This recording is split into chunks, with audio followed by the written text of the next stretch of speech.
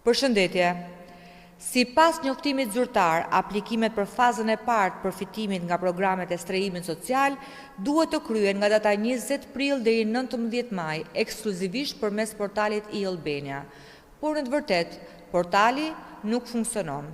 Dhjetra denoncime tregojnë se aplikimi është i pamundur për shkak të problemeve që kanë hasur me komunikimin me regjistrin kombëtar të gjendjes civile. Vetë portali ka pranuar publikisht ndërprerje për mirëmbajtje të sistemit, por ajo që po ndodh nuk është as ndërprerje përkohshme dhe as ngadalësim, por është një kolaps total i këtij shërbimi. Pamundësia për të aksesuar shërbime digjitale po sjell pasoja konkrete. Bllokim aplikimesh, vonesa regjistrime, pamundësi për të përmbushur detyrime ligjore dhe humbje të drejtave të garantuara me ligj.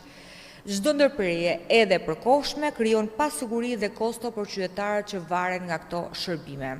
Ndërkohë, miliona euro nga taksat e shqiptarëve janë shpenzuar që këto sisteme sot të funksionojnë. Vetëm në 3 vitet e fundit, 8.5 milion euro janë shpenzuar për mirëmbajtje dhe përmirësim të sistemit të gjendjes civile.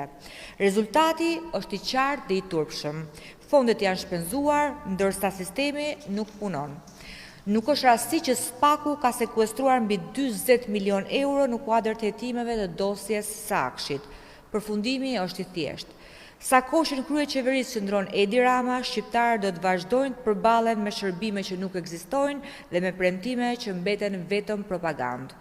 Partia Demokratike kërkon vënien e menjëhershme në funksion të sistemit të aplikimit, garantimin e aksesit të plot për çdo qytetar që kërkon të përfitojë nga programet e strehimit social, transparencë të plot për fondet e shpenzuara dhe përgjegjësi për dështimin e sistemit.